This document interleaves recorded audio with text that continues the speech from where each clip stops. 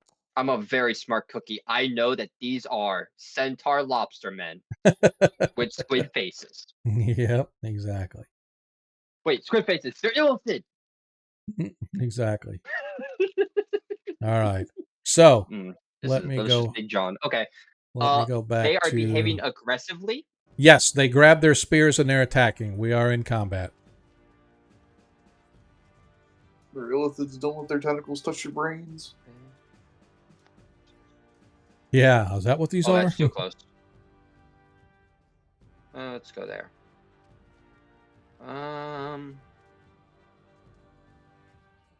Is my vision set up right? Should be. Sorry, let me just double check this then. 30 foot. Is dark vision 30 or 60 foot? You have dark vision? Yes. Or half orcs have dark vision. Dang, they got big heads. Pop them. Does it have it in your features? Let me check. Should. Yeah, it doesn't show it in your sheet. Not me. So to my knowledge, no, you do not have dark vision. But you should. If anything, it should be 60 feet. So we'll do this. Me. Oh, there you go. Half orc. Now you have your infravision. Dark vision up to dim light up to 60 feet. Yep. So okay. Yep. So I just updated your sheet. Oh, I can see in dim light up to 60 feet, not total darkness. Okay, well that's fine because there is dim light here because there is lichen being given. Oh, and by the way, Paviskro gave you his drift globe. Oh, okay. And before I forget, I had removed...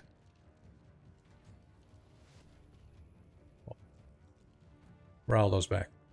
Okay. Yeah, I probably would have pulled him out. I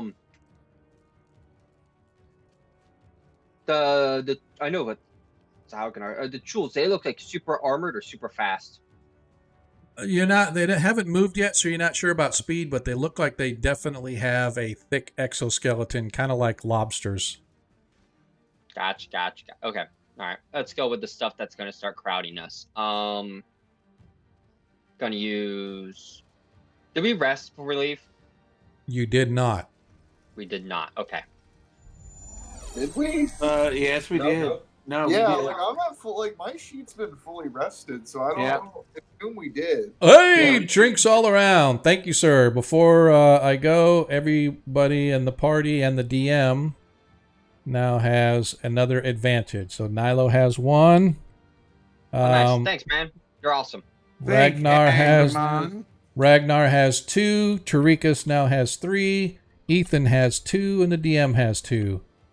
And Paviskro has none. Because Paviskro's no longer here. Thanks, Agaman. Appreciate it. Oh, yeah, we are rested. Okay. Yeah, you guys, I'm sorry, you did do a rest, but then you guys had gone to... You have not rested since you went to the Oracle book room. Gotcha. Okay. All right. Yeah, we're fine then. Okay. So I'm going to War Magic this first. Let's target this one. And Firebolt. I see my initiative roll was as high as ever. I know, I laughed. As you hit, let me double check to make sure it took the damage off.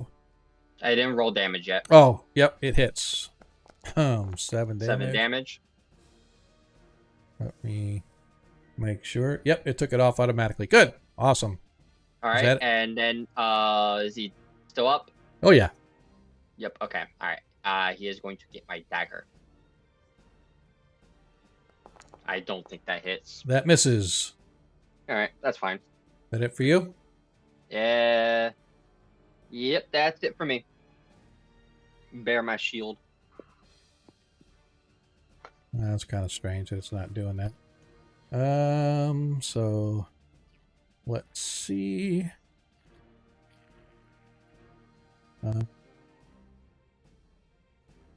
to 60 feet. All right. This one is going to... Come on, guy.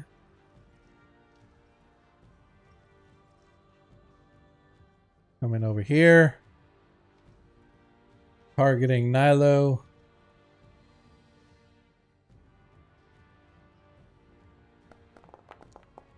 Throws the spear.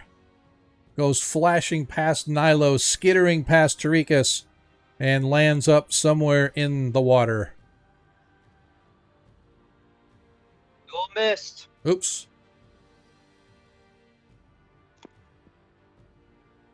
Come on.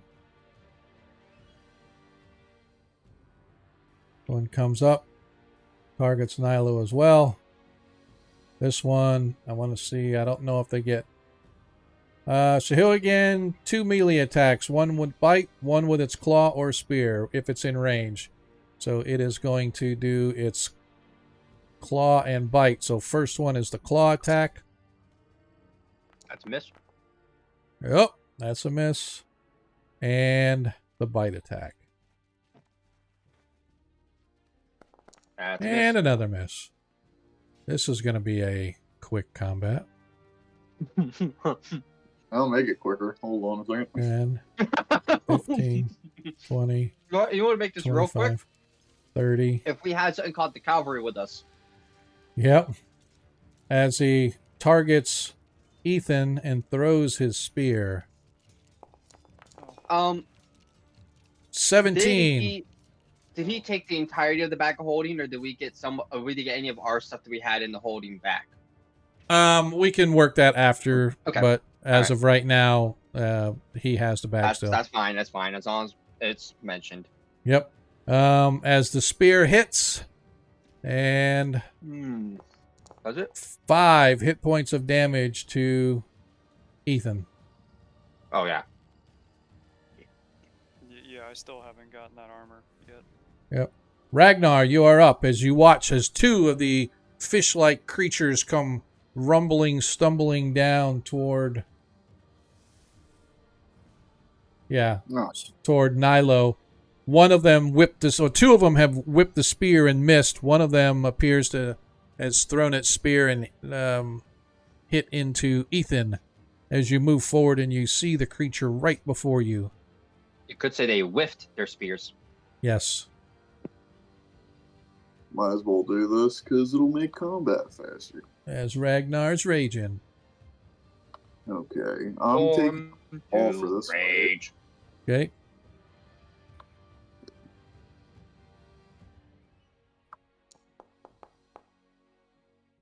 I think I missed. Yes, a 10 does miss. Gotcha. Their armor class is a 12, by the way. You know what? I'm gonna use my advantage because I never use my. All right, that leaves you 1. You still have 1 left after this. So go ahead and re-roll your attack.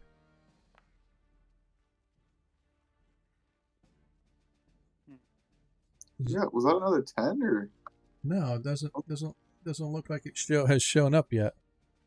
Did you target it again, or is it still targeted? I rolled the base. You rolled a 9, so that was a 9 plus that. I know that wasn't another. It wasn't another 10. Go ahead and target and roll again. Just make sure it's targeted and re-roll again. I'm not sure. Okay. Maybe it's not letting you because you're only allowed 1 attack per round. But if that's the case, then okay, let's go. Yeah, and that one misses as well. Oh, I just roll it low. Yep, you rolled an 8 this time. That's Wait my turn. Wait a sec. Why are you getting a -5 on your attack? Because I'm using Great Weapon Master. Oh, gotcha. The actual calculation's fine. It just wasn't appearing, which was confusing me. Yes, gotcha. I was like, why is it? Okay. All right, sweet. Okay. So that misses. Tarikas, you are up. Okay.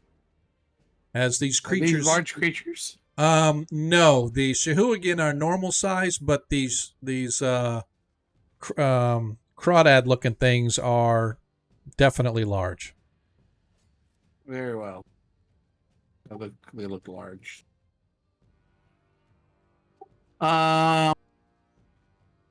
Yeah, I'm going to go ahead and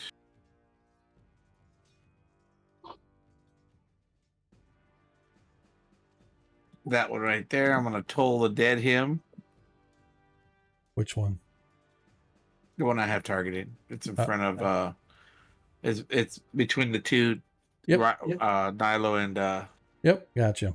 yeah.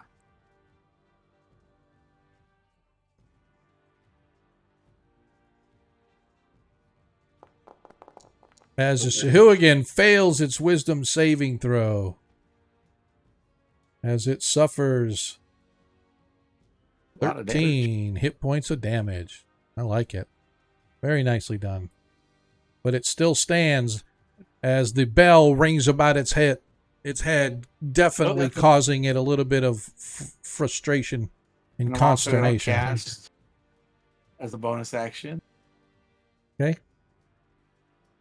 My weapon, spiritual weapon. Okay. I'm gonna cast it to be right there. Okay.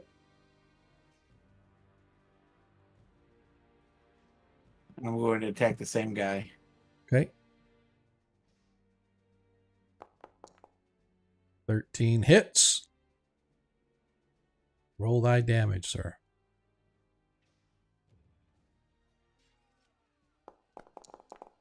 Nice. 10 hit points of damage as your hammer slams down on top of it. Where is he? And I'm going to back up. As the creature falls, as you slam it with your spiritual weapon. Ooh, nice. Next one.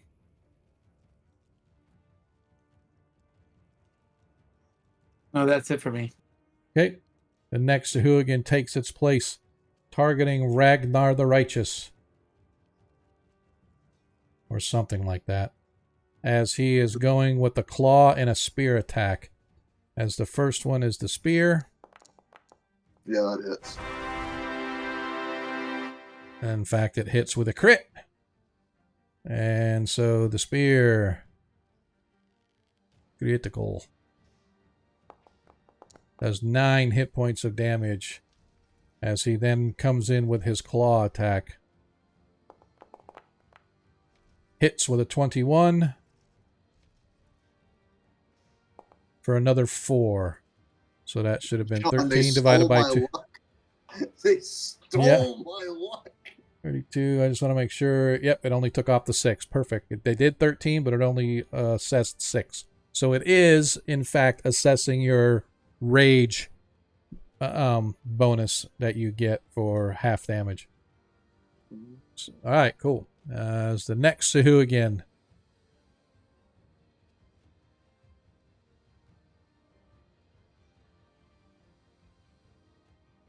Comes here, targeting Nilo. Oi, oi, oi, oi, oi, oi. Screw off. As it too attacks with a spear. You are hit with a spear, but it says you can use your reaction to deflect if you want. If not, you'll just take it down. Okay. As you suffer 4 hit points of damage as it comes in with its claw. 20 crit. It's a crit hit with the claw. Can't do that. Did you go home? You gonna take it? Yeah, sure. Let me block it. Let me block a crit. I wish I could. Oh yeah. Well, it was actually giving you the opportunity, but Because it doesn't count the crit. Shit. That's actually 4. Should have been 8 damage. So I'm gonna take 4 extra off your hit points. Yeah, that's fine. It's a crit, so it automatically goes through. I can't block it if I tried. Yep. All right. As we are up next, Ethan, you are up.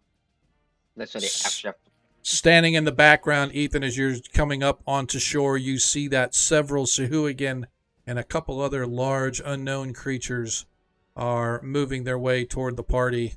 Some of your party has already been hit at least a little bit, but fortunately nothing critical yet. Yeah, pretty sure that's going to miss. Yep, and I gotta roll my second blast.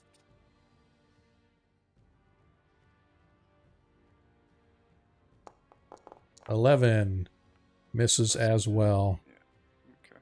Yeah, okay. Just so you are aware, Ethan, you do have 2 advantages that you're able to use at any time if you ever want to. Sounds good. Okay, is that it for you? Yep. All right.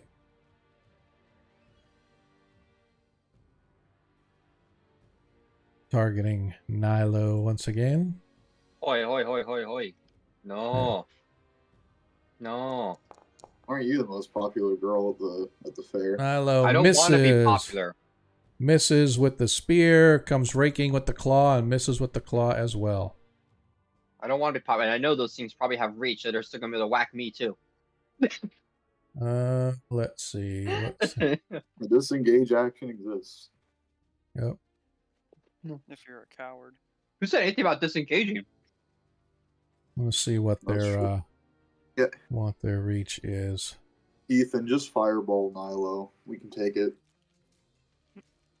We don't have fireball no more. I wish I had fireball. Our fireball left.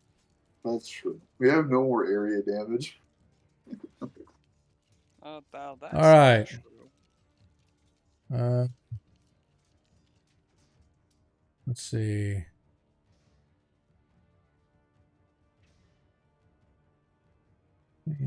To figure out how that works. But anyway, yeah, so its range, yep, its reach is 10 feet. So this one comes right here and targets Nilo with its 2 pincers.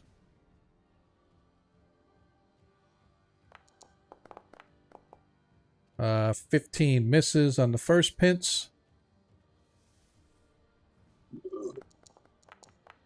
10 misses on the second pinch. Okay, well, those aren't the ones I'm worried about. Okay. This one comes up and it attacks as well as its pincer. Dang, 18 misses. I gotta get it. I love that +1 shield. Yeah, man. Yeah, dude. All right. That brings us to the end of the first round. Nilo, back to you. Okay. I can't do that this round because I gotta call him back my dagger. And I'm just gonna attack the guy in front of me twice. Well, my bird's gonna give me my dragon's gonna give me advantage too. Okay. Can't move him. That's fine. Oh, I'm not worried about it. Yeah, I can. He's getting eaten. I think I hit. Yep, pretty sure that 17 hits. 10 damage. Which one did you hit? I just want to make sure. The one directly to my right.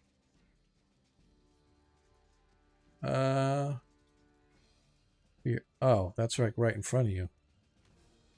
Yep, okay, yep, so it hit. All right. Cool. Yeah, it took the damage off. I'm just making sure that it did. All right, is that it for you? Or you get your extra attack? Dagger hits. 9 hit points of damage as you... Let's take down another one.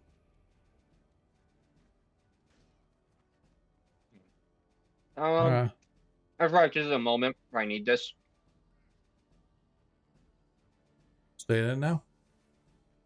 Oh, action surge? Okay. Yeah. I will hex this man. Because I don't think I'll actually be able to kill him.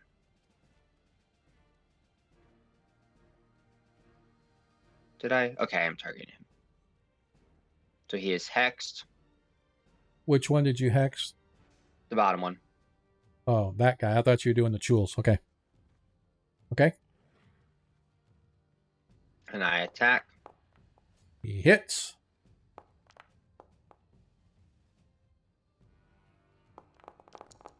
And that dagger attack hits as well. Another 8. So that's 16 total. And do your hex damage.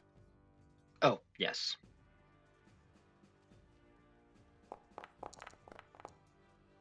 Eight more.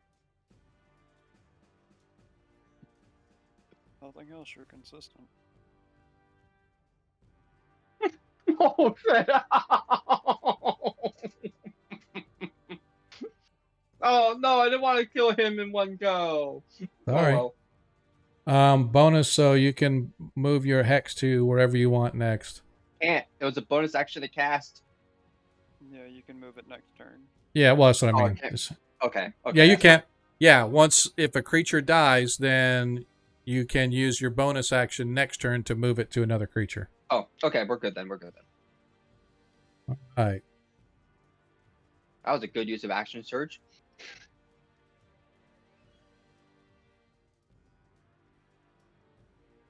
Hello there. As he targets Nilo. Come on. It's not letting me. Oops. Let's not zoom in that far. Come on. All I have is a toothpick. It's not letting me open up his character sheet. There, I have to do it that way. Okay. He doesn't have his spear because he threw it, so he is just going to swing the claw. And the claw hits with the crit. A way to recall your weapon. Oh. Hits with a crit. Oh. Sorry. Damage. Critical hit. Okay. Why does it not show up? It's like really super slow. And he is going to do his bite attack.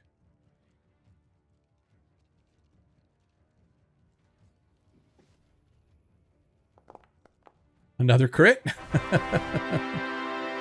What the? Hey, man. It's okay, it just means that next session, Sean's only going to roll ones. Yep.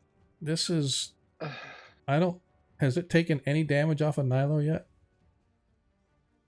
I'm at 48. Yeah. It's taking damage. And yeah, no, you should have 16 more. It was 16 damage to you, but I wonder if maybe because it didn't show me as targeting you, but even though mine shows it, but you weren't targeted. But I need to take 16 off yours, man, so it leaves you at 32. Because I did 2 crits, both did 8 damage, so it's weird that it's... Alright, anyway. there.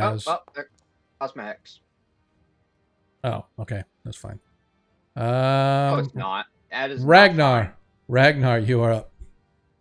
Well, Bonus action. I better probably use this because Nilo's in a bit of a pickle.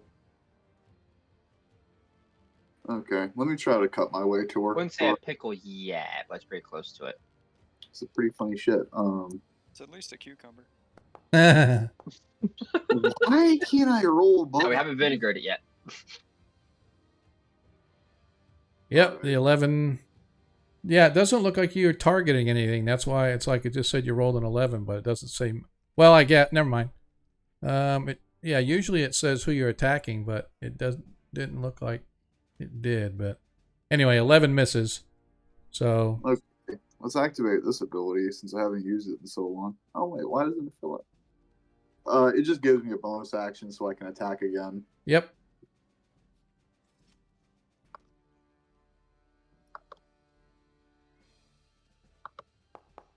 There we go. Oh. That hits. Ow. That hits.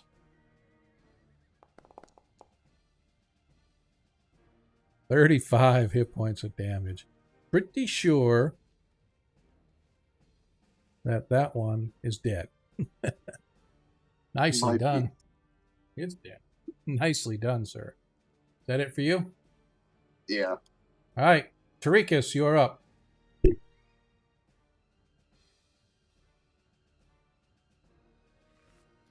All right. Oh, hold up. Monkey, you have a natural 20 thanks to Doc's shoulder.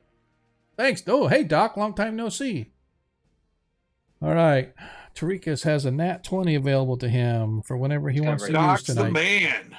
Gonna reject that natural 20. Thanks, Doc. Hey, man. Long time no see, brother. Appreciate you. And I appreciate that. That's yeah, that one's gonna work well.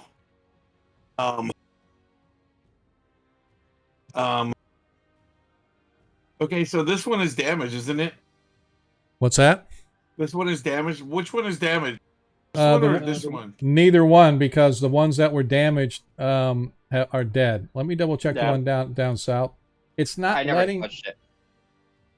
Yeah, it's not letting me do any. Hang on, I think that's why. Is that why? Yeah, the Sahuagin down here, it's not letting me.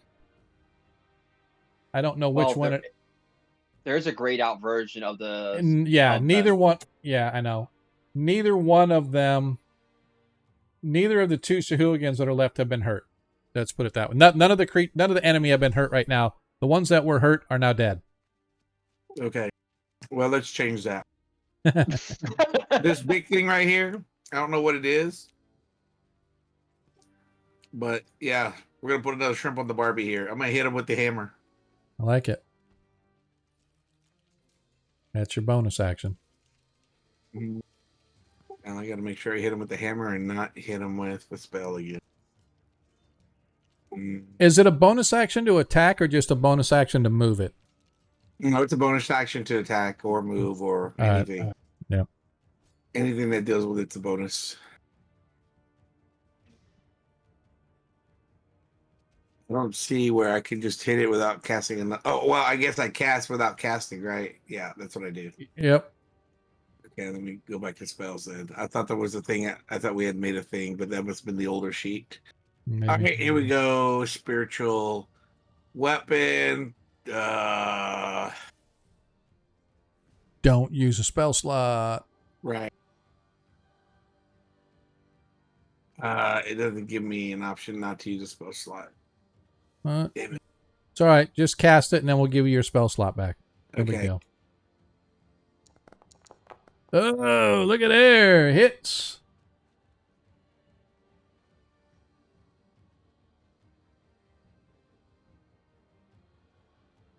All right, I gave you a spell slot back. And 7 hit points of damage. Now that it's damaged, I'm going to hit it with Total Dead. All right. Ain't your Chinese secret? What? There we go. As the Chul makes its saving throw, as rolls a 19. Okay. That it for you? That is it for now. Ethan, you're up. Alright, cool. So we're going to target this big fucker. And we are going to... Big. Like this Big John. Big Bad John. Big John. Big Bad John. Damage. So that one's going to have disadvantage on also strength-based ability checks. Okay. And then we're going to start blasting. Nice. That hits. Okay. So that is... Okay. 12 hit points of damage. Boom. And I'll do my, I'll do the, hex damage at the end. Okay, another hit. Cha-ching! For another 10 hit points of damage. Nice. I'm gonna roll 2d6 for another 10 points necrotic. Nice. So 32 points total, and that'll be my turn. Nice, I like it. Look at you. As the Sahuagin moves up so that he can engage Ragnar the Righteous. He targets Ragnar. Pardon me. Sorry. He swings his claw. The claw. Just barely missed. He breaks his claw on the hard exoskeleton that is Ragnar's armor. But he comes back up with the bite attack. Misses as well. Dang. This sucks. No, All I right. think it works just fine. As this one moves up. And both attacks once again at you. Misses with its first. Misses with its second. This one is staying where it's at. Still targeting. My shield is Man, impenetrable. I'm telling you. You cannot breach it, you giant overgrown lobsters. It can't as we go. Yeah, the ones are coming a session early. I know. I don't know what's going on, but sure could use a nat 20. I feel Nilo, you're bad. up. I'm gonna heal one of them. Hey, I told you, what did I say, Spartan? 13 hours a day. I was feeling lucky. All right, Nilo, you're up. Just gonna give myself advantage with my dragon. Can we get like multiple XP if we kill it and then I spare the dying on it? 18 hits. Yeah, no. 9 hit points of damage. Oh, crit! I'm gonna do my bonus damage with this to Okay. get it. Oh, do I want it to? Yeah, I want to. So it's gonna be 4 plus 4. Oh, nope. Another 1d4 plus 4. Yeah. 30 hit points of damage. Nice. As you cleave into this thing, severely wounding it, but not taking it down completely, as the creature struggles to get back up as it tries to swipe its claw, albeit a little bit weakly, at you. Oh, wait a minute. The picture you put in Discord, that's the bigger of the creatures. Yeah. Yes. Yeah. Oh, okay. Yeah. Shuls are really interesting creatures. I actually thoroughly enjoyed them when I used them myself. All right. Is that it for you, Nilo? Mm-hmm. All right. Sean's being really nice to us, which I appreciate.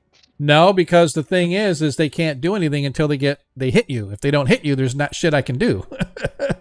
They can't grab with the tentacles? No, they don't get a tentacle attack unless you're grappled. Oh,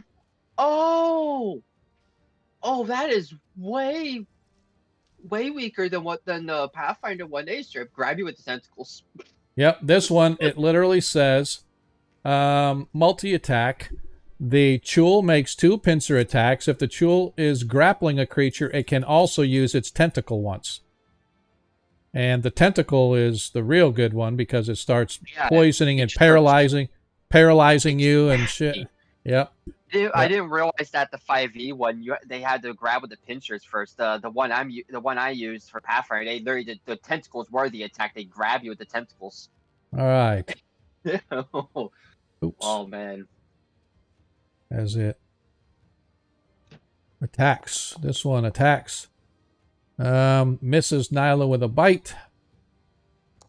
Misses Nyla with the claw. Imagine that.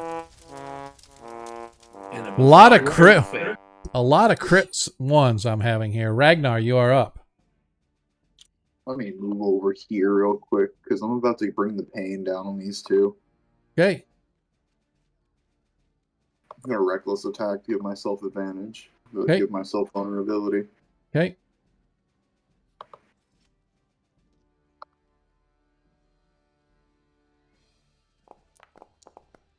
Dang. Nope. As the maul misses that one. Let me see my second attack.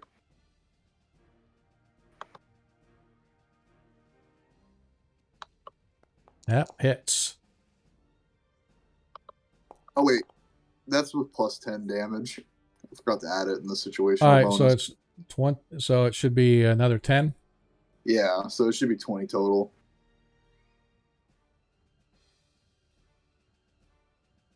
But the flesh wound. Just one. that it for you? That's it for me. Tarikas, as the Shahuagin dropped, and it's, please, please help me. I am so hurt. Oh, help me, good sir. Does it say that? No. I'm just hoping you'll go over there and heal it. Yes, I will heal it. I tell it, I'm healing you. Flippers down. The hammer has healing power. Allow it to embrace with you. All right. All right, here goes the hammer of healing.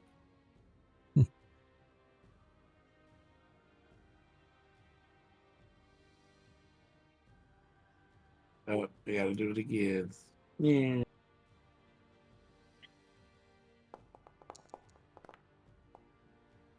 That spiritual weapon misses the Chol. Well, 14 misses. Dang. It does. Yes, sir. Is that it? Well, that's your spiritual weapon. You've got other whatever. That's your bonus action. So. Okay, I don't know. This window is asking me to roll damage now for some reason. Well, no, you didn't hit. So it'll have a thing where you can do damage even if you don't hit, but you did not hit. Okay. Okay. Yeah, I'm gonna hit it with a spiritual weapon. I mean, Tola did. Okay. As I do, I pray to Satan Cuthbert. Allow me to penetrate this beast. Okay, that just don't know if we want to say it like that. Tarikas penetrates the Chul as it makes its saving throw of a 16. Clearly No damage. Tarikas. Ethan, Tarikas, you got anything else? You're gonna move, or are you just gonna hang out where you're at? I am going to just taunt it with some fist gestures. All right. Ethan, you're up. Cool. Still got my hex, and I'm still gonna blast.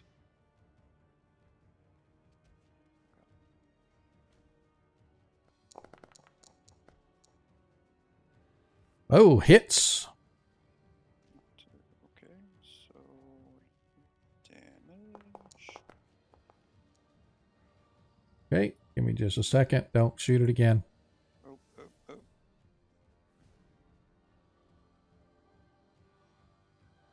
As your first blast finishes the job Nilo could not.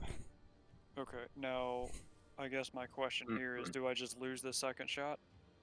Why would you lose a second shot?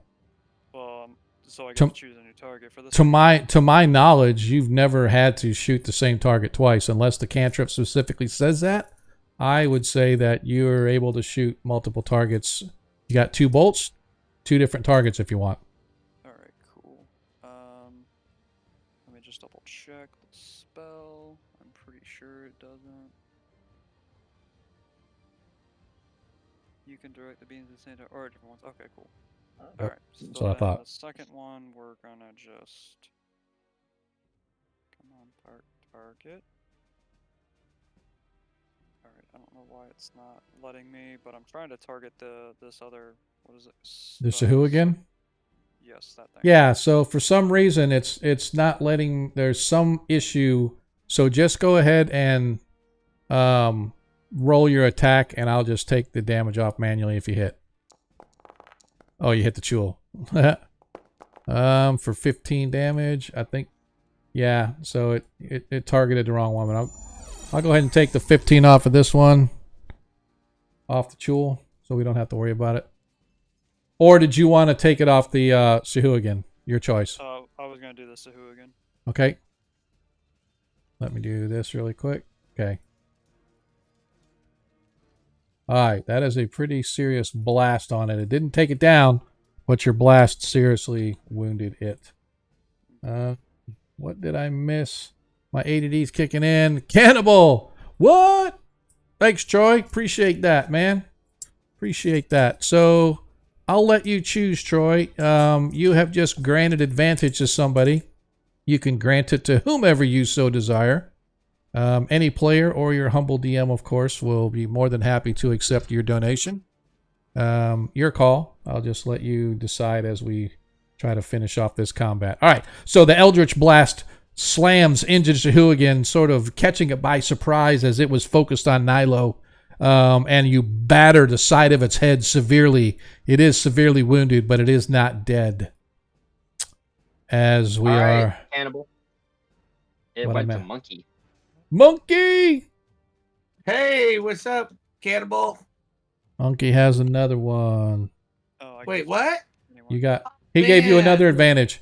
He gave you Good. another advantage. You're back up to 4. You're back up to And you're the 4. man. He's always the man. Troy is. Troy we were is. just talking about you, Troy. We were, but I didn't want to... I'm glad you weren't here when you heard what Monkey said the first time.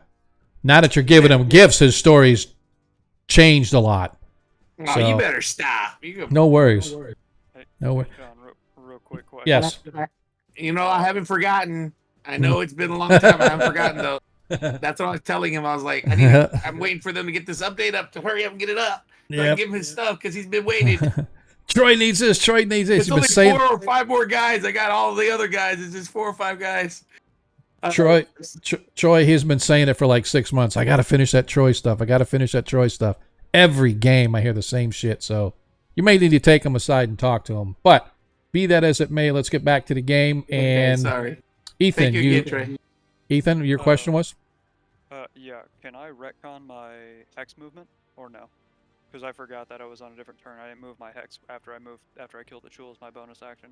Unless you aren't going to allow it between blasts. So I would allow, well, unless you've already used a bonus action, right? You couldn't do it between blasts, but you never used a bonus action the first time, so you just went right in, right? So the hex was on, but I assume, I thought it, yeah, the original one was on the Chul that you killed, right? Then I would have assumed that you moved it to the Sahuagin. Oh, I see what you're saying. Yes, so you can with that you could roll hex damage on the Sahuagin. Yes. Okay. An extra 3? 3 damage. Okay. All right. Yes, that I would allow. I was thinking you wanted to move it to the Chul, and I'm like, it's no. So anyway, yep, gotcha. So that definitely did damage again, but it is still standing. Good call out. All right, as the Chul from where it's at is just going to stay because it doesn't want to get too close because it's not stupid. As its first pincer. Finally! Crit! Let's do the damage first. As it does... I think it normally...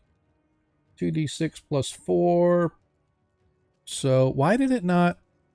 I don't understand. I'm confused here. It's not like... It's not giving me... It gave the hit. And...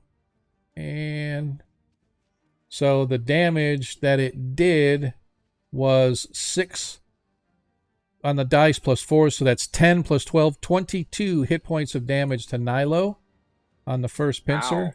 So that, but it never took it off. So, that leaves you at 10. And... Yep. And since it, I believe it, once it hits with a pincer, I'm now grappled. DC 14. DC 14, please. Go ahead and roll a DC 14 athletics or acrobatics, your choice, to avoid being grappled. I'm going to use my advantage here. Don't use it. You can if you want, but I would recommend rolling to see if you make it or not. Fair. Okay. 17. Yep, so you made it. So its second pincer attack comes in.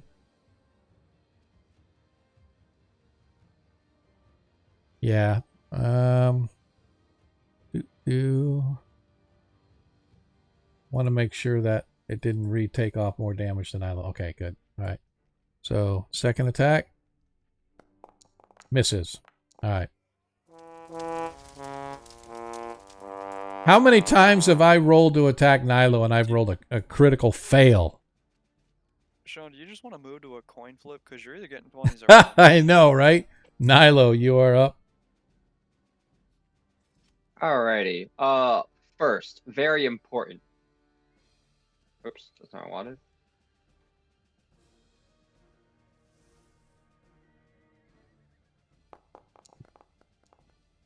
What is this?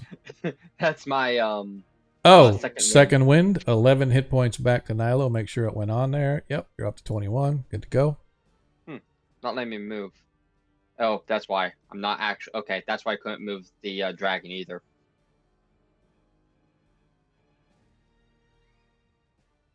Stab. Nice. 27 hits. 11 You hit the Chul, right? Okay, so that Yes. it is finally the first wound.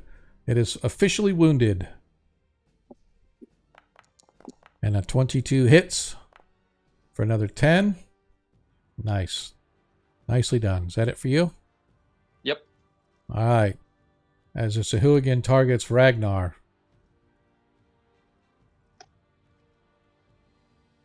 He has advantage. Yes.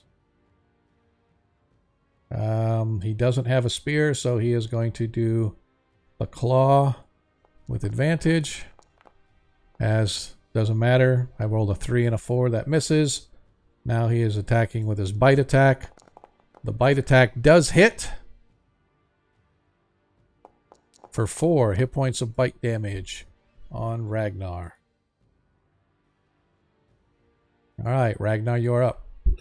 As you watch Nilo go after the crawdad looking thing, as the Sahuagin targets you directly. Well, that's mean. Reckless attack it is. I'm going to be mean back to him.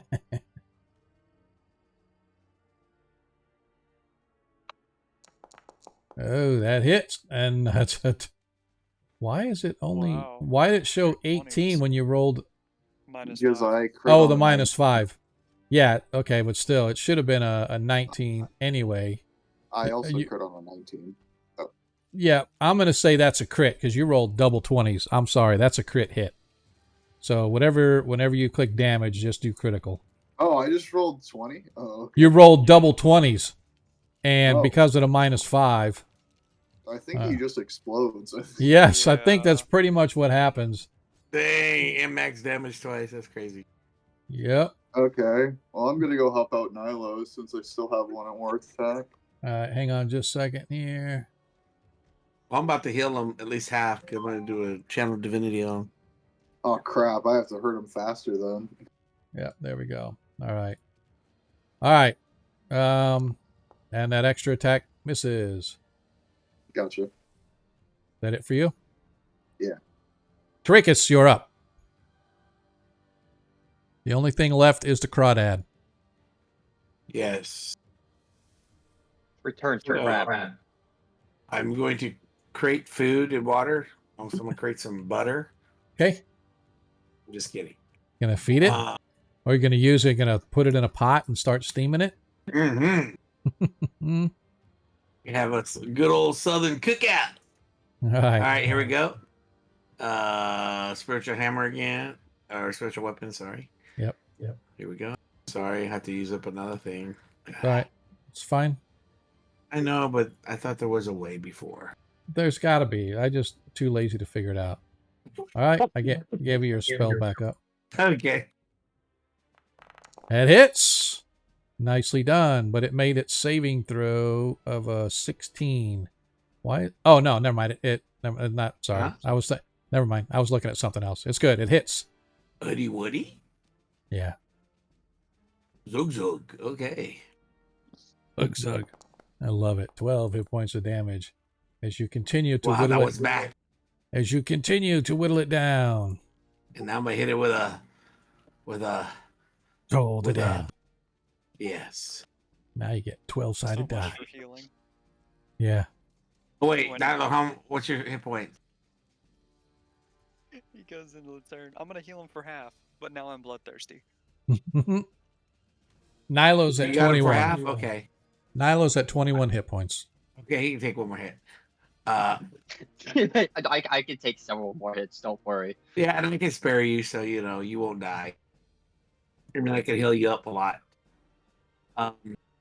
Take one for the team. You got it. Let's go. Let's get this over with. Gosh, Dad, why you mad at me? I'm just okay. Here we go. Tola dead. Sorry.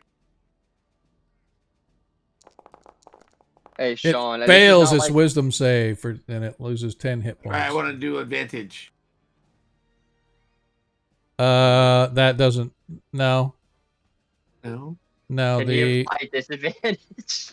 No. The advantage is on the attack rolls and stuff. Nothing on damage, and so he either passes or fails, right? And if he fails, he takes damage, and you can't use an advantage for damage. It has to be since this was. I won't advantage the advantage of the damage of disadvantage, so I'll just keep the damage the way the damage is. Thank you, appreciate it. Hey, Sean.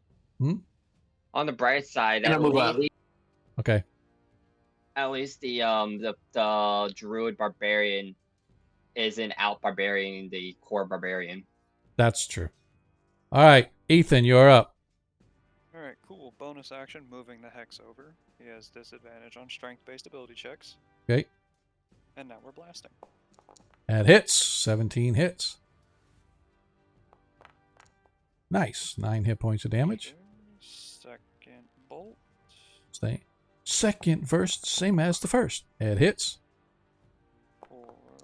Another 15, and then roll your 2d6 for okay. Nice. All right. 30. As the creature targets Ragnar.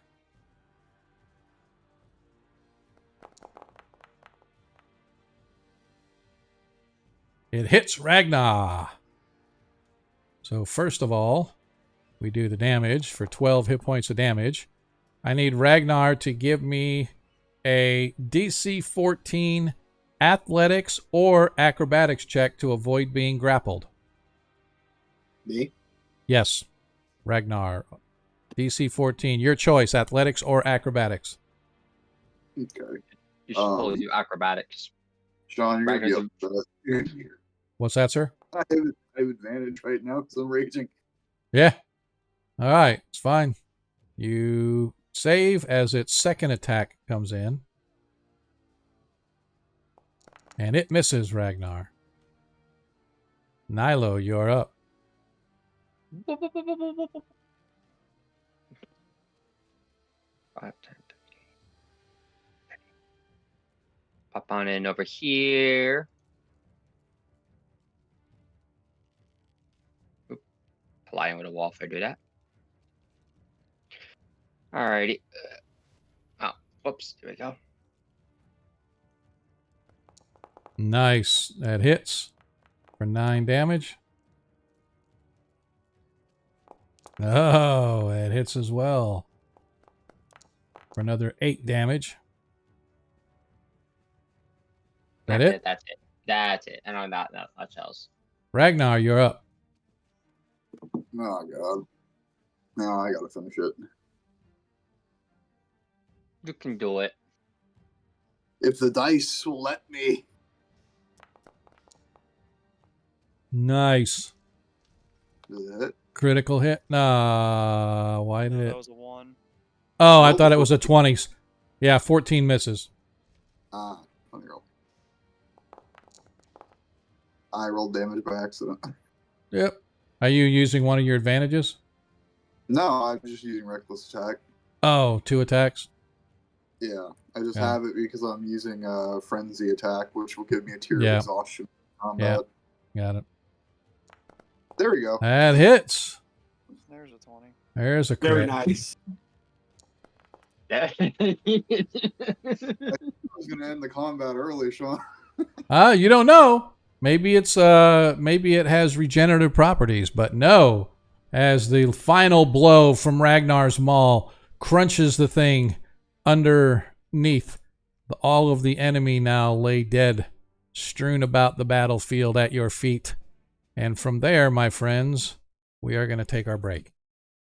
We, as always, will take our break. I am going to set it for, because I really have to pee really badly. Hey, Sean, when you come back, I think I'm still missing that +2 shield on my sheet from last time.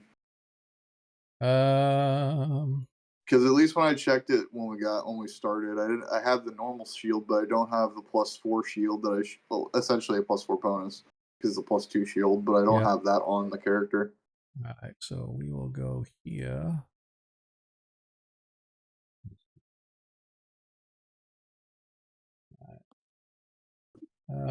Need to end your rage, by the way. So your rage ends. That's fine. You can slap a tier of exhaustion on me too.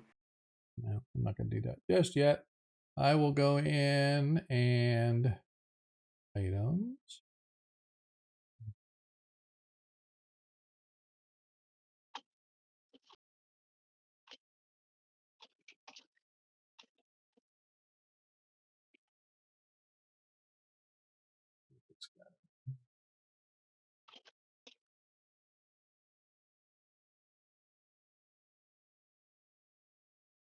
There you go. I just dropped it on your sheet. You see. Good. Now I got that. Cool. Now you can just adjust. Hey, now you're at a 21. I like it. All right. With that being said, as I said, we're going to take a quick break here. Let me shift over to our break time. Her daughter Jessie loves playing detective. A clue. But since she discovered she has sensitive skin, we've been playing detective too. I'm going to have to go into my other game and see what I did to set it up so that it goes in and doesn't have ads. Because the other game, I go into it, it goes right into the music. It doesn't have any ads whatsoever, so I don't know why this does. But like I said, we'll be back in about 13 minutes or so. Hopefully you guys will hang with us. Appreciate you staying with us as we continue along Ragnar's thread of trying to figure out what the hell this is going on, where he needs to go. But they appear to be on the path now, as they are now in this sort of this little island with a bunch of structures that have fallen apart. And just really quick, you could see that the structures are in basically the different corners. There's one up in the northwest corner, southwest corner, and southeast corner. The two on the entry here are pretty dilapidated, broken, and fallen apart. The one over here by number 4 is actually pretty solid looking. So yeah. And then of course, as I said, there's this really weird obelisk right in the center. And I'm going to do this here real quick. I'm going to, oops. I don't want to do that. I want like this. Just gonna get rid of that there. Anyway, you can see this really strange obelisk in the middle on the hill. But anyway, we will talk about that when we get back. I wish I would have been able to talk to Troy before he left because I did want to talk to him. But I'll catch him over on Discord. Appreciate you guys. We'll be back in a few.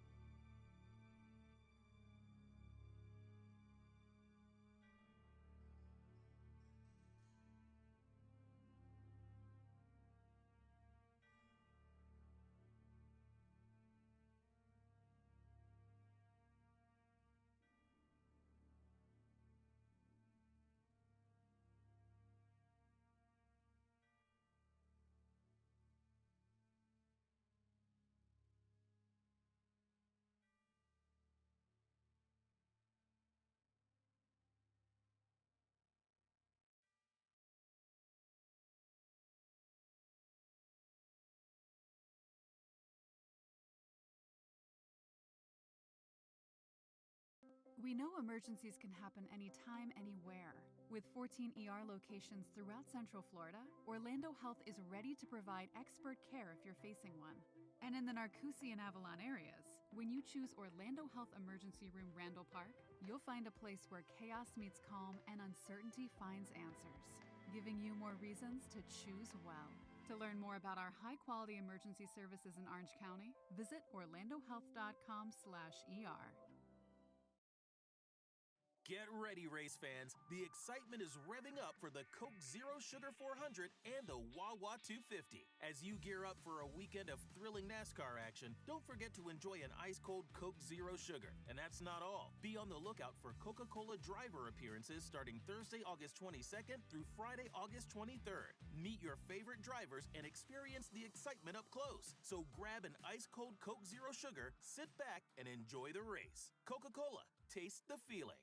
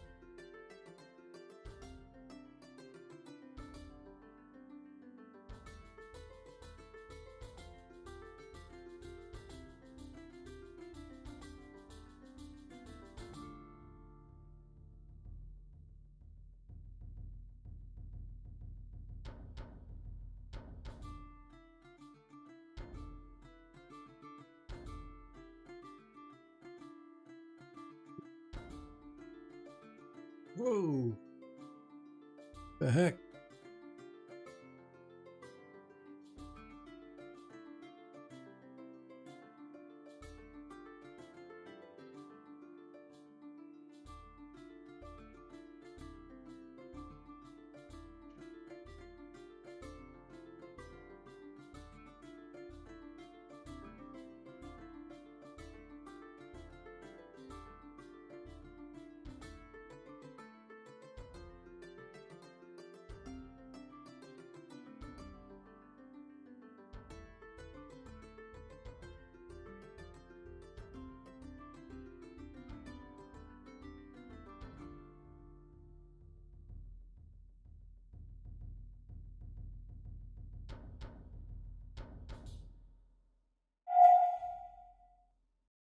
And we're back. Sort of. Kinda. We're sort of back. I was sitting there. It was probably about 40 or 50 seconds left. And all of a sudden, Forge starts throwing a shit fit and tells me that I need to be logged in. I'm like, I've been logged in for like an hour, 2 hours. What the hell's wrong with you? So now I'm just waiting for the game to reload. But in the meantime, welcome back, everybody. Appreciate you guys hanging out with us tonight as our party continues their stroll through the Underdark. They have come to an underground lake of some sort, and traversing the lake toward its center, there is a little mini island, sort of a raised area where this old ancient structure was built upon. And they found themselves there and immediately were assaulted. Well, they probably wouldn't have been assaulted, but Tarikas was trying to go make friends with some Sahuagin and Chul. But they weren't having it. And combat ensued, and we have just finished said combat. As I said, our party now, you now stand on this open area, this hillock, if you will, that sits in the middle of this Underdark lake.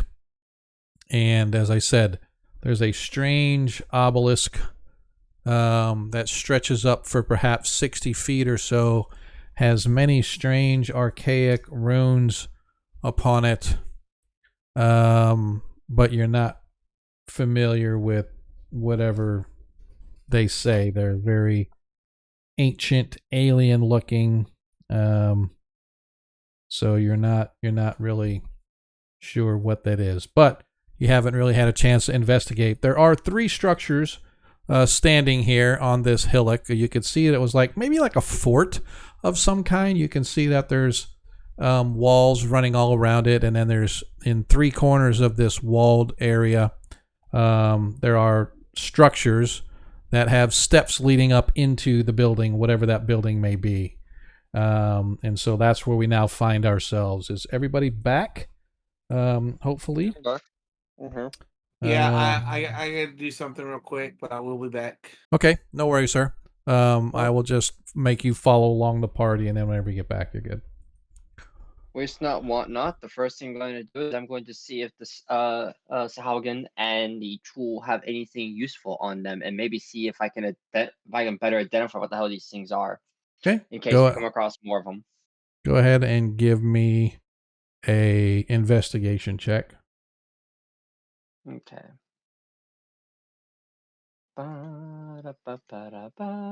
Ooh. The only thing that just Haugen have on them that would be of interest to you is they do have spears. Spears one of them. Thrown. Yep. So you have spears. 6 of them total. If you go retrieve the one that clattered its way past you and lays now over by the where the raft is. It's kind of laying on the rocks over there where the water laps up against the. I'll go ahead and grab those real quick. Okay. So other than that, they have no coin or anything. D6, right? Say again? D6, right? That is correct. That is correct. There's probably a way about.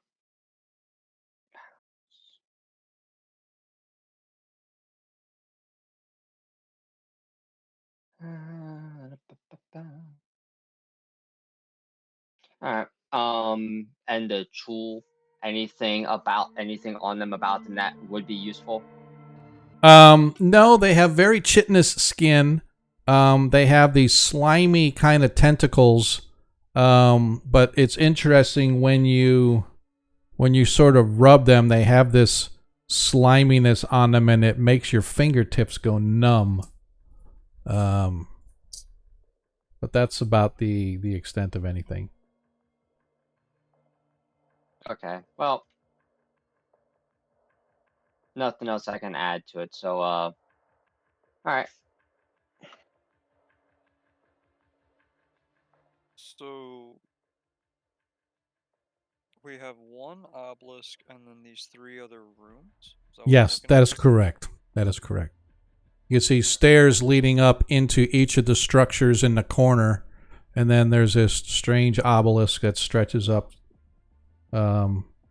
pretty high, and it's got all kinds of strange glyphs and whatnot that are you've never seen before, and at least not off the top of your head.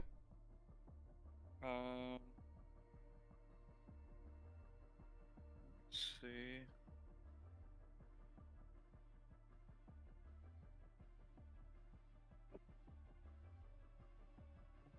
Okay. I'm going to. We'll try this. I'm going to ritual cast this. Okay. And then walk up and touch the obelisk. Okay. So if the glyphs are a language, I would know what they say. So the language is deep speech, which is used deep in the Underdark, but also the Sahuagin, even though they have their own language, they can communicate with creatures of the deep, being the deep underground and whatnot. All of these glyphs and writings sort of reference some powerful entity within these within this complex that they worship. Doesn't really have a name or anything like that. It's just essentially all the glyphs, for lack of a better translation, mean entity or being or protector or things of that nature. And all of these runes are essentially an homage to this creature that has apparently lived, guarded, and protected this area or this region for 1,000 years or thousands of years. And so interesting, but there's no pictures or anything like that, but it's definitely some powerful entity that they worship and pay homage to here in this area, whatever this area is. Well, I guess we're gonna hope that this thing is dead. Yeah. For those of you who were curious about that, basically regional protector / entity, possible deity, that they seem to worship. So we're gonna hope that that thing's dead already, but let's keep looking around. And I'm gonna wander up here. Okay. Anybody else want to do anything while Ethan is looking at these other chambers? I don't want anybody to be left out on what they want to do. I'm going through bodies at the moment. Oh shit! I'm thinking. Sorry, hang on. Let's fix that for those that had their ears blasted. I'm sorry. I don't know what the heck happened there, so I am going to go fix that right now. Let's go with this one.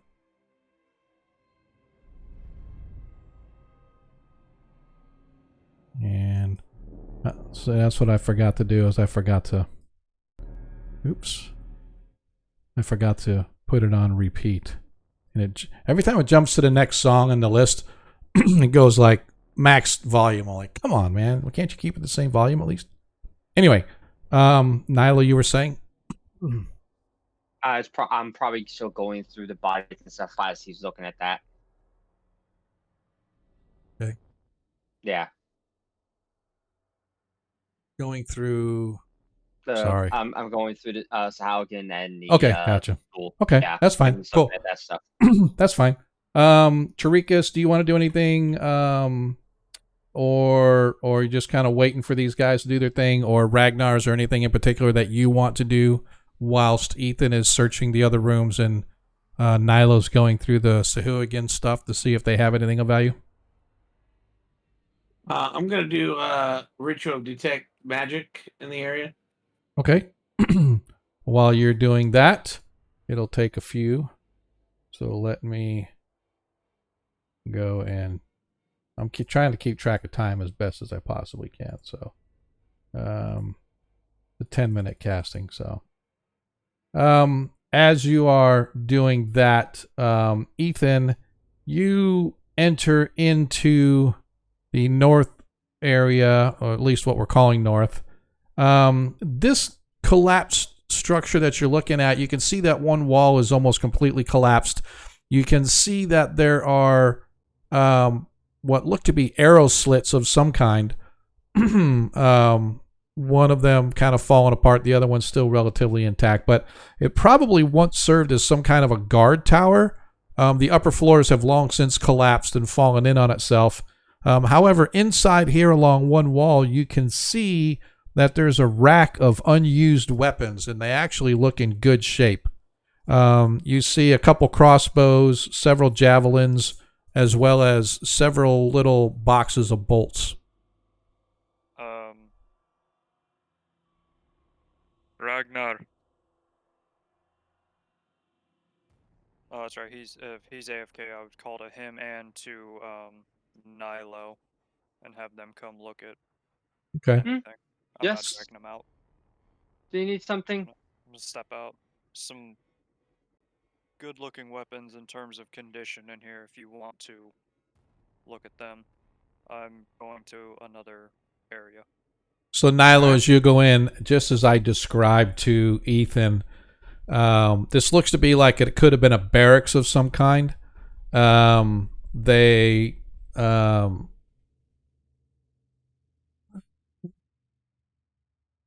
Oops, sorry. It looks like, where the heck?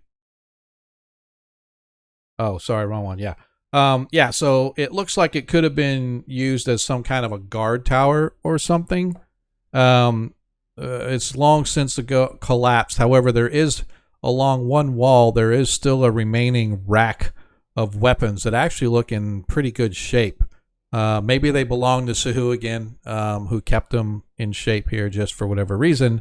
But you see there's a pair of crossbows, 6 javelins, and several boxes of bolts. In particular, there is one light and one heavy crossbow, 6 javelins, and a total of 40 bolts. Any of these look to be worth of particularly higher value, or they're all just typical mundane items? Give me a investigation. While you guys are inspecting, your spell goes off, Tarikas. What is the range of detect magic? Is 60-foot range? Let me see. I think that's a technical, but it might be. Let me see. Detect magic. Within 30 feet. 30 feet? Yeah, so 30-foot sphere. You detect no other magic other than the items that you and your friends are carrying appear to be magical. Can I walk around? Because it lasts for 10 minutes. Okay. So as you walk around, yeah, go ahead and walk yourself around, but thus far you find nothing. Ethan, where are you headed to? I'm going to head south down to this area. Okay. Stepping up in, you can see that this room contains the remains of what appear to be makeshift beds. A small desk rests along one wall, but everything is ruined, dilapidated, and moldy. Doesn't appear to be anything else in here other than that. But yeah. stone floor? Yeah, floors are all stone. Yeah. All right.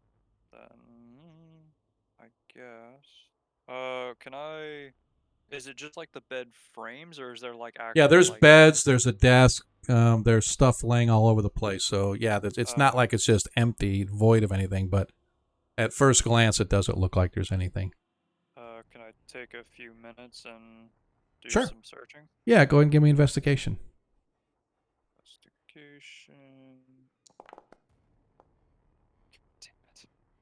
Damn it. Yeah, you don't really find, there is papers, but you do find a small little leather book that has a bunch of scrawls in it. Looks like a personal journal of some kind, but the writing looks like the water's gotten to a lot of it and whatnot, so it's very difficult to decipher. But you manage to pocket it anyway, just in case you get time to kind of look at it. But really, everything else is like broken, dilapidated. You find nothing laying around that appears of value or anything. Okay, and I'll just make my way out. I'll do this in 2 steps. Okay. In the meantime, Tarikas, you walk about the entire place and you find nothing that appears to be magical whatsoever. Okay. I guess I walk wherever the guys are, because I don't see where anybody's at. Yep. So, Ragnar, you are now up with Nilo. And as I described before, there are some fairly decent shaped weapons, probably maintained by the Sahaugen while they were here. But there's some javelins, a couple crossbows, and some crossbow bolts. So you guys can elect to do with what you want. And my 17 investigation told me that there's no particular value here. Oh, sorry. Yeah, no, it doesn't look valuable. Tarikas came by and it doesn't appear to be magical at all. Okay. So probably mundane. With our bag of holding gone, we can't just take all this stuff and sell for scrap metal. Yep. Ethan, as you get up to this room, there's actually a door there. Is it locked? It is not. I'd like to check to make sure it's not trapped. Okay, give me an investigation. Higher than a 3. Door does not appear to be trapped. Is kind of old and kind of mucky looking, but yeah, other than that, it doesn't appear to be trapped. All right, we're gonna open it. All right, opening up the door, you look inside and you can see that this small chamber appears to have been some sort of an office or a study. Against one corner, you can see that there is a desk and a small chair. It's more of a stool than a chair, but sitting up in that corner. Okay, and I'd like to search the desk. Okay, go ahead and give me investigation. Am I gonna get a 5? Yeah. On the hold on. I'm just gonna I'll burn 1 advantage and try this again. Okay. All right. You find some notes and scribbles on a piece of paper, and these are actually in decent shape. And you can see that on one of them, it begins discussing how, while searching this strange island of rooms, they managed to find a hidden door leading into subterranean levels. But it doesn't say which room they found it in. Okay. Am I gonna, if I want to search this room to see if I can find that, is that a new? That's a new check, yeah. New check. Okay. Then we're gonna try it.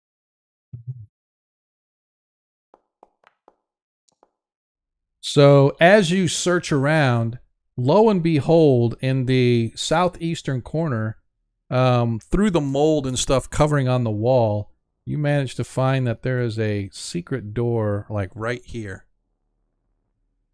And I'm gonna step back to the door, peek my head out. Everybody over here. I'm just gonna say I'm gonna say I hollered that, but you know. Yeah.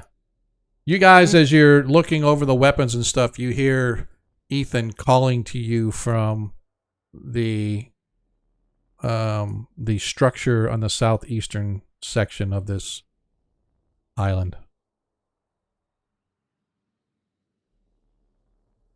I guess we'll make our way over there.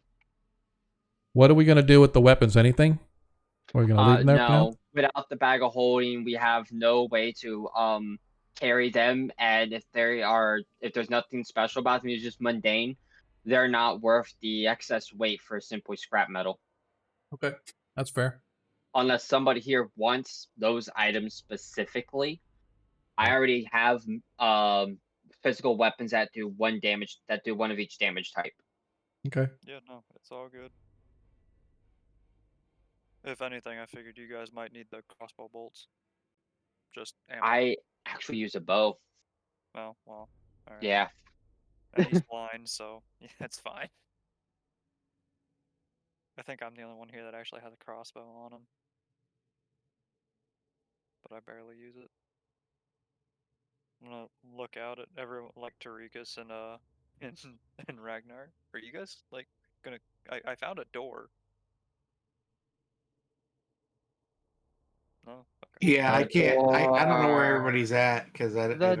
Oh, If you were to walk straight. Oh, there it is. No, but the light wasn't working. There it is. Your light wasn't working because I'm the one. No, that has I the don't light. have any light at all.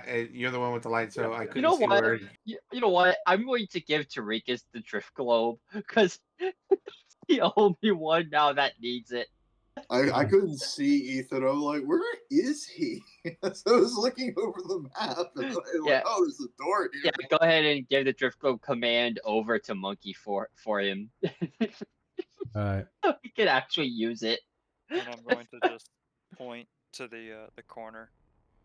Oh, you found a door. Yeah, I found a door. All right, Monkey, you can now control the drift globe. So that little blue thing, you're able to move it around wherever you want to put it. All right. So is the one that I want? Okay. Anyway, as you guys step into the chamber, you note that there is some sort of a door in the lower right corner. Looks like Ethan scraped away a bunch of mold and found this hidden door. I'll reach forward and check if it's locked. Does not appear to be locked now. I want to. Oh, that's not what I wanted. I'm going to check for traps because I'm paranoid about a secret door. All right. Great. Yeah, it does not appear to be trapped whatsoever. Okay, I'm gonna open it. All right, hang on just a sec. I may have just screwed myself here. I sure did. All right. So I need to give me just a second, folks. Oops. So I don't know how this happened, but I am a knucklehead.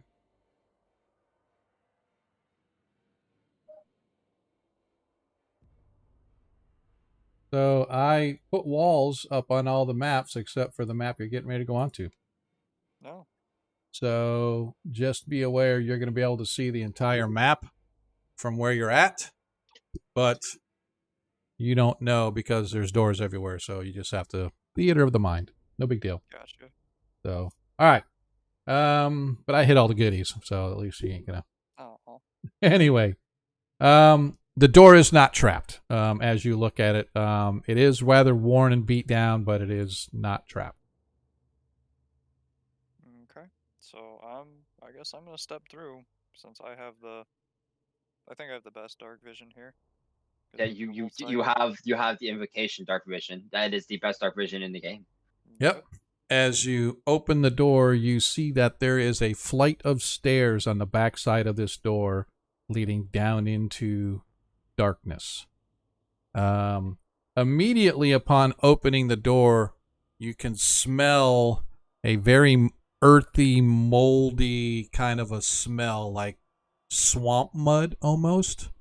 Another thing you notice is that, remember I said there was like this sort of this slimy coating on the rocks and whatnot around this lake? You notice that the stairs and the walls here have a similar kind of a slimy look to them.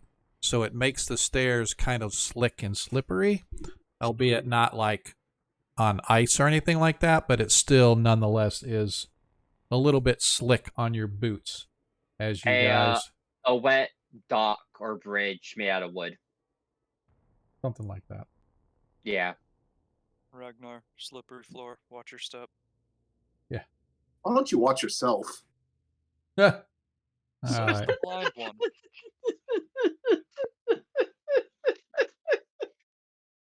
I'm gonna use him as a mop on the slippery floor soon. All right, give me just a sec. All right. So you guys begin to descend down into the dungeons below.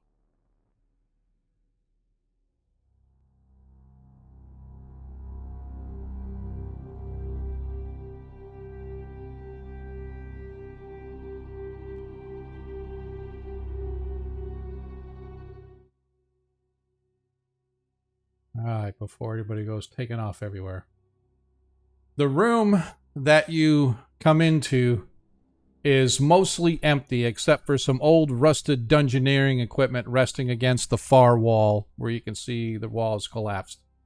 To the east, you can see there is a door standing cracked open slightly, and through that door you can see another chamber of some sort.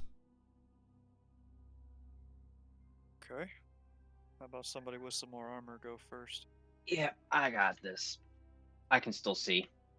Okay. Don't you have like very little health? Do you know what? That's a good point. Tarikas, you mind helping me out with that real quick? Yes, I go Should I ahead. remind you you're at 12 HP, Nyla? Well, 21. Okay, I'm gonna hit him with a 21 hit points of damage. No, I'm just kidding. Let's see what I got here. I'd still What's be your halfway standing, mark? Tarikas. What's your halfway mark? 32, I think it was.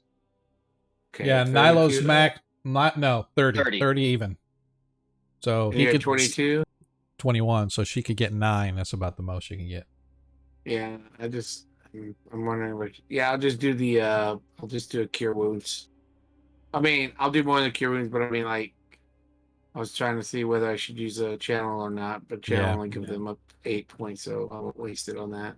Yeah. Just give me a 5 cure wounds. I will. Let's see how many spells I got left. Oh, you didn't give my spiritual hammers. Hitting me with your spiritual hammer does a D8 of damage. No, thank you. But I mean, I didn't get one of my spiritual hammers back. I had 2 spell slots left, and I have 1. Anyways, yeah, I'll do a 2 of my how many cantrips does it take for second level? 4. 4. I'm gonna do 4 of my cantrips. Okay. And do a second level cure wounds. All right, let me see. Oh, I just gave you another second level spell slot. So now you can use it to cast. So yeah, I was missing that. You'll need to give me back a first one here in a second as soon as I cast it.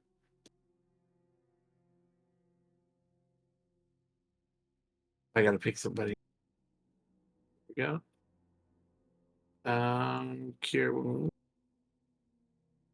Okay, as this to my second level. Won't let me do second level. All right, I guess I'll have to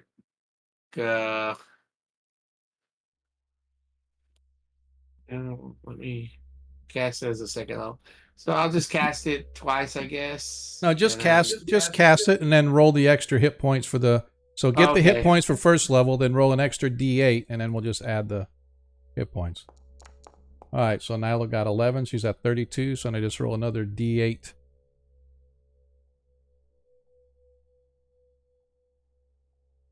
And I'll just add the extra, which is another 6. 13. Do you add the same bonus to both of the D8s? I thought it was 2d8 plus 7. Oh, I don't know. I was just adding the Yeah. bonuses there. Yeah, you should only add the bonuses once, but the extra d8, so that's just a 6. So you got 38 now, Okay. Alrighty. 38 hit points. Okay. total. That's what you're at Yep, now. I see it. 30. Cool. So anyway, as you see this door sort of standing cracked open, you can see into the chamber beyond at some sort of another room of some kind. Okay. So before you go through, before you back up, one more. That's right. That's right. The door is cracked, not Yeah, it's broken. cracked. But the first thing that I wanted to say is when you go to push the door open to go through, the first thing I want to say is the door looked like wood, but when you went to push it, it was actually heavy like stone. And as your hand runs on it, while it looks like wood, it actually feels like stone. It's some very strange material that you've never seen before. So whoever or whatever made it is extremely weird. The other thing I wanted to describe, the other thing I wanted to describe really quick also is the floors and the walls here. So the ceiling's about 10 feet high, and you can see that it's made of stone, but it's very moldy. Like there's this thin layer of muck and mold that kind of runs over the entire ceiling. The floors themselves are made of sort of a cracked tile of some kind. So I mean, you're familiar with tile, right? So you know what tile is. It's nothing alien or anything like that.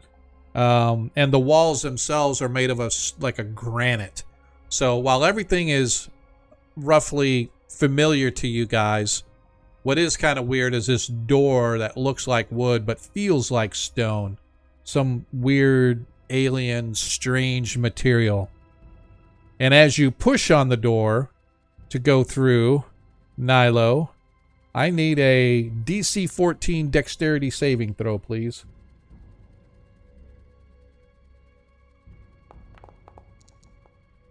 As you... I'm going to use my advantage here and... Okay, that's the last one you got. All right. As you push the door open, too late do you notice there was something sitting atop the door, some kind of a vial or a flask. That flask falls off the door, slams onto you, and then hits the floor, and you feel a burning sensation as acid comes pouring out of the vial all over you. And is it the 21 didn't save? half damage. Oh, okay. So you suffer 5 hit points of acid damage as this vial shatters over you and collapses to the floor, and you're like, as it eats through your armor, burning into your skin before you're able to wipe it away to avoid further damage. But on the other side of the door, you can see there's a room about 10 by 15 with a long hallway running straight ahead, but a door leading out through the north wall. So you're technically here now. Okay. Oh, that fucking hat. Okay, there's definitely someone here. That was a trap set. The flask of acid was on top of the door. You think it was the goblins? Could be goblins. That's something that goblins would do. A very simple trap. Not a lot of mechanics to it.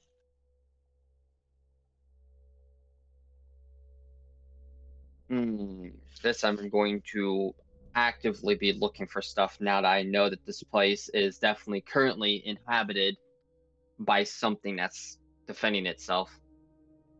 And I'm sorry to say, guys, I'm going to have to end it right here tonight. Oh, something happened? Yeah, I got to go help the fam. So That's fair. You're going, man. So it's all right. So we can at least it's at a good stopping point. So yeah, it's the best you're gonna get. Yeah. Plus, it'll actually. It might sound stupid, but it'll give me time to put walls up, so then I can fix walls up. So Quick, people, screenshot the map. Yep, exactly. Yeah. No, that's fine. Do what you want. Screenshot all you want, but Pay no attention to the man behind Yeah, exactly. Thanks to everybody for the 20 and all the other things. Dude, you guys out there are awesome. We will be back not next week, but the week after, hopefully, knock on wood. So hopefully everybody will be here. We may have a new player coming in. I could probably squeeze them in here in this adventure, which would be kind of cool. I'll talk to James about spinning something up. He was asking about joining the game, and he can just replace Paviskro. And so we'll see what happens. I'll give him a shout, see what he wants to play and stuff. At least maybe we'll be able to get our PCs back. Nilo will pick it up in Discord with regards to the bag of holding and what items are in there that belong to people, and we can just add them to your character sheets on D&D Beyond.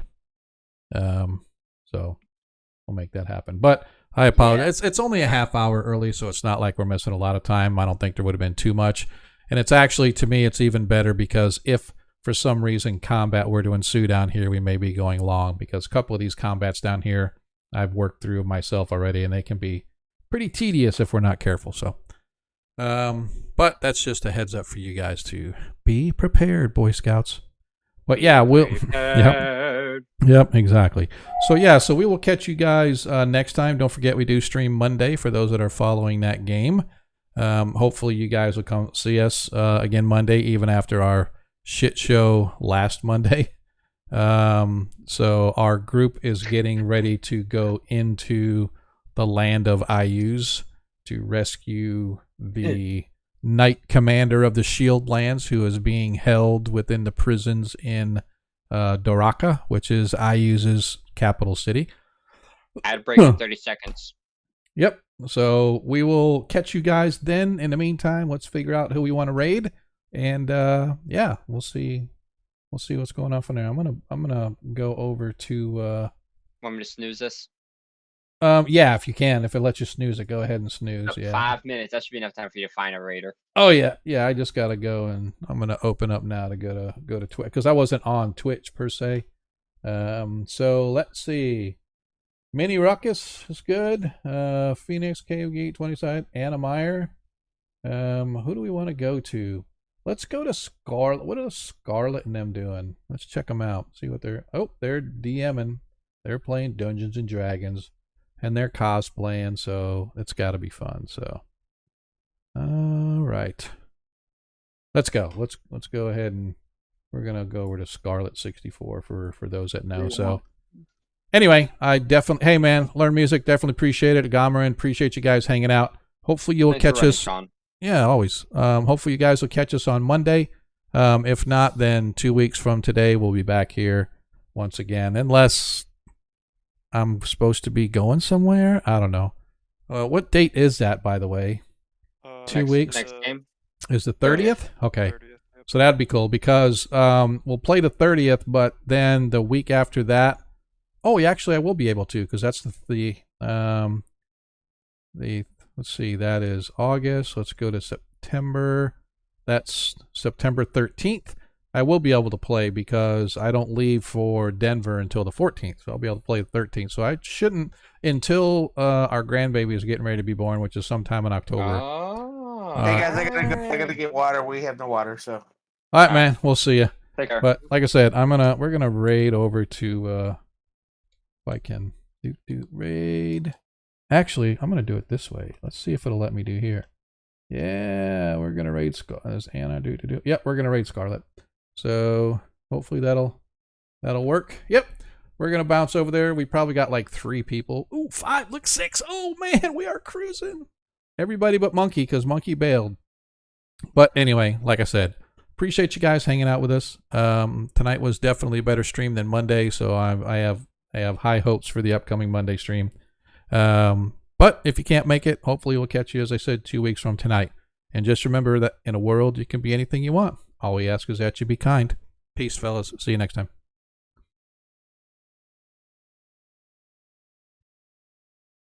All right. Good luck, whatever.